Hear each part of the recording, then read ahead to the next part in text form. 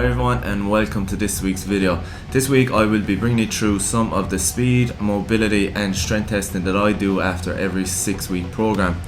This form of testing is really important to ensuring you're on the right path. Without it, you're only assuming you're getting faster, stronger, more mobile without any solid data to back it up.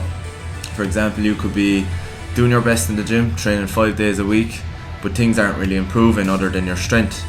This strength needs to transfer into speed, so without doing all aspects of training, you are not going to see improvements.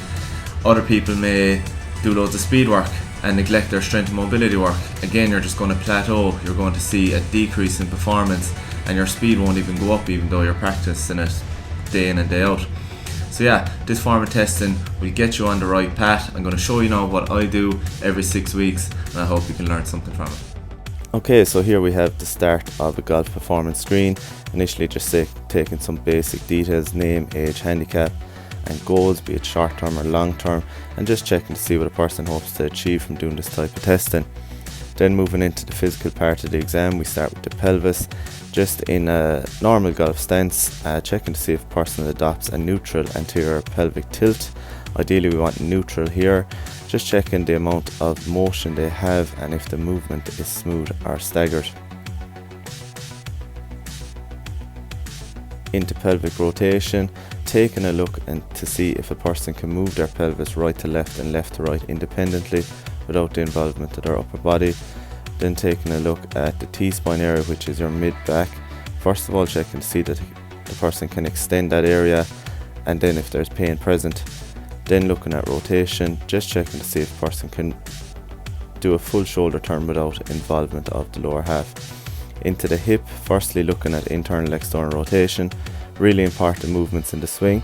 If these movements are not adequate, you are subject to getting injured, so it's important to get these checked out. The 90-90 drill is a great exercise to work on both these movements, so I'd highly suggest practicing that. Into hip strength then, firstly looking at hip flexion and isolation. As you can see, it's a weak area for me. Doing a straight leg raise over half a foam roller and cramping after 3 reps, so definitely an area to work on. Good strength in the posterior chain and the glutes, adopting a glute bridge test. Into single leg balance, doing eyes open, eyes closed 30 seconds. Failed here at 20 seconds with my eyes closed, but still pretty good. It's a good indication of focus and awareness. We are then going into push-ups, pull-ups, trap bar and just the core testing, just your standard strength testing. It gives a good indication of what the person is capable of. Into the stability push-up then, a great test just to check stability in the shoulder.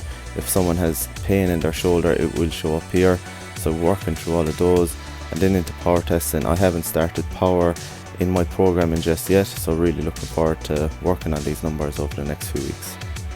Once that is complete, then we move into some speed testing. I use the Super Speed sticks and the swing radar. In this video I have my feet and knees together and I'm just swinging as hard as I can. It is a good test to check what your arm speed is. I prefer this test to kneeling down. I feel kneeling down puts a lot of pressure on the lower back as you swing, so I would always recommend doing this one instead.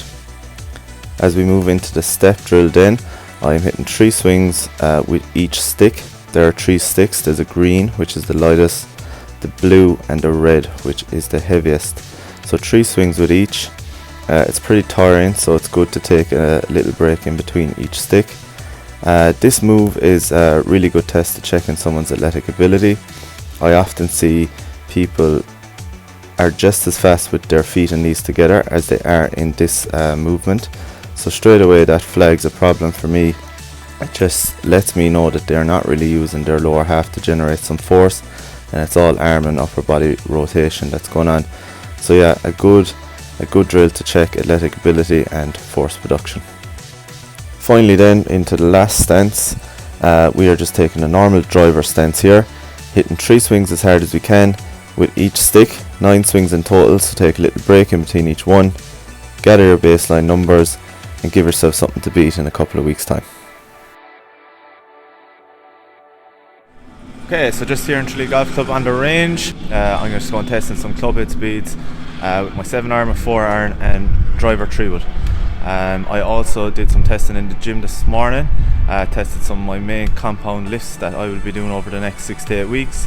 They were the trap bar deadlift, a bench, I had an overhead push press and a penalty row. So testing day today. We'll see what numbers we get with club head speed and try improving them over the next 6 to 8 weeks.